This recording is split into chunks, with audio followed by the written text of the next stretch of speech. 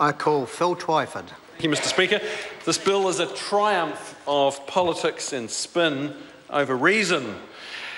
But for any discussion of the bill, sir, we have to understand the political context of it. And to do that, we have to go back to the dying weeks of the last election campaign. What was going on? National was bleeding support on housing. They were in trouble on housing. Nick Smith, the Minister of Housing, was staggering from scandal to fiasco. Labor's Kiwi Build policy was extremely popular with the public, and the public couldn't understand what National were trying to do. They couldn't understand Nick Smith's housing policy. He kept talking about the RMA and we're going to change the planning rules, and all people wanted was for the government, someone, to build more houses, but National, for some reason, refused to do that.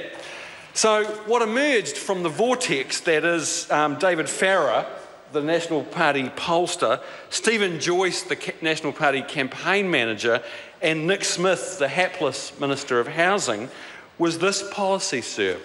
The policy is called the Homestart subsidies. And what this bill does, Mr. Speaker, is it enables aspiring homeowners to withdraw their contributions to, the government contributions to their Kiwisaver retirement savings and use that as the deposit for their welcome home loan.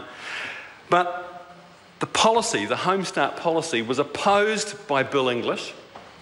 He didn't like it. His officials didn't like it. Treasury didn't like it. The Reserve Bank didn't like it. The MB officials didn't like it. But craven, cynical politics carried the day. And this policy was adopted. It was announced in the National Party election campaign. Because you see, this National Party never saw a political problem that they thought couldn't be fixed by throwing truckloads of taxpayer cash at it. And we've seen very graphic examples of that inclination that the National Party has in the last couple of weeks during the Northland by-election campaign, sir, with the bridges of National Party significance and the government throwing tens of millions of dollars at them without even looking at the cost-benefit analysis. This bill, Mr. Speaker, I think it's a perfect example of procrastination. And we all know what it's like to suffer from procrastination. You know, you have to do something, you've got to do it, but suddenly you find yourself compelled to do everything else, every other task, other than the thing that you have to do. And in a strange way, that's what's going on, I think, with the National Party's housing policy. The one thing that they should be doing is building houses. We have a housing shortage. What they should do is build more houses. It's obvious to everybody on this side of the house. It's obvious to the public. But what do? Instead? They blame councils.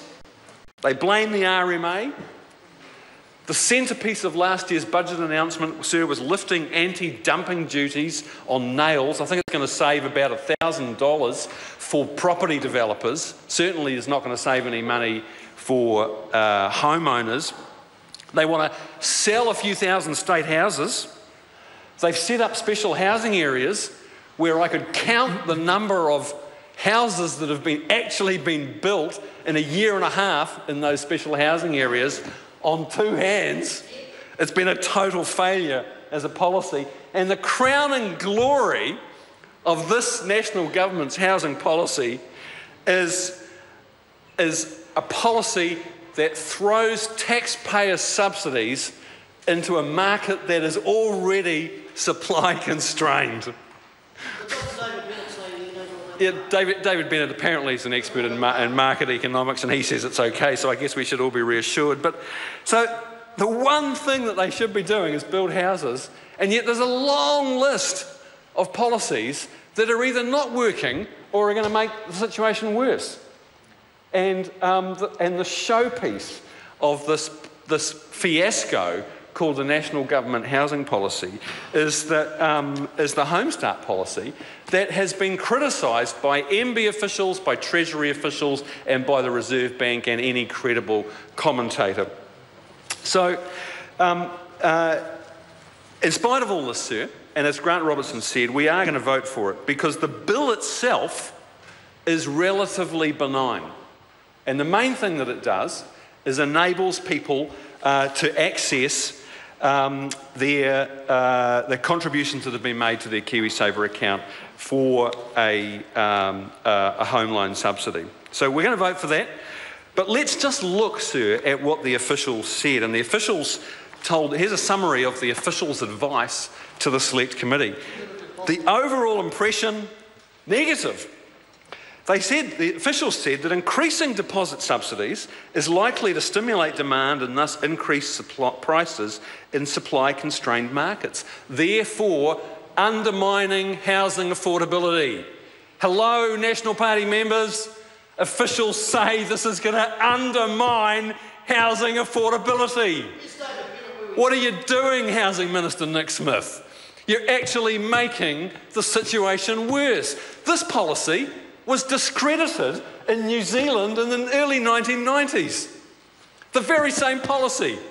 It was discredited more recently in Australia, and the Australian state and federal governments acknowledged that this same policy made matters worse.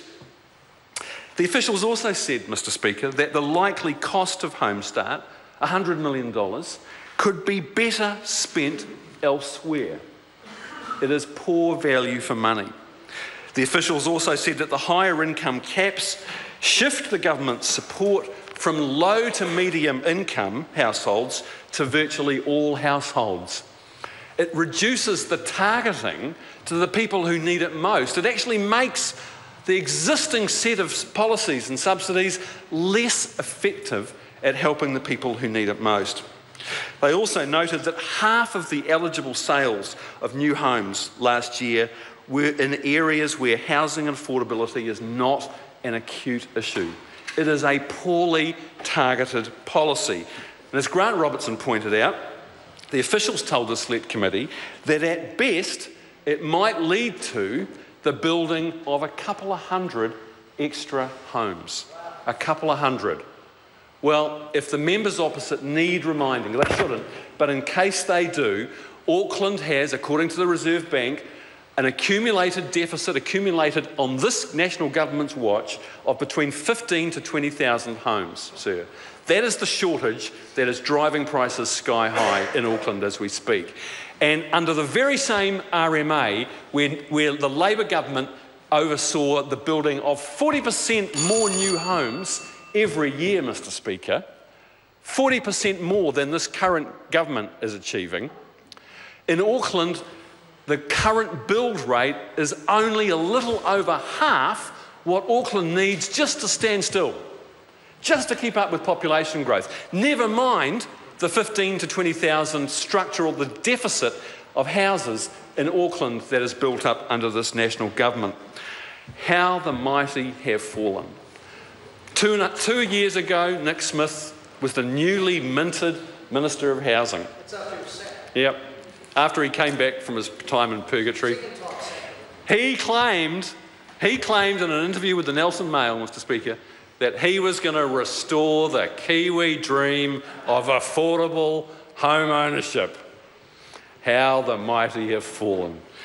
And that minister has presided over one scandal after another and one fiasco after another. And what characterises his tenure as the minister, actually at least he does something more than old Phil Heatley used to do. Phil basically used to do nothing. At least Nick Smith does something. He does photo opportunities and a continual procession of announcements and press releases and photo opportunities that are designed to make it look like he's actually doing something about the housing crisis. But he's a classic tinkerer. He never does anything that makes a significant difference. Look at the last year's budget announcement of lifting the tariffs and anti-dumping duties on building materials. He claimed it was going to save $3,500. Nothing of the sort. This measure, sir, and this Homestart subsidy is likely to actually make matters worse. Call Jamie Lee.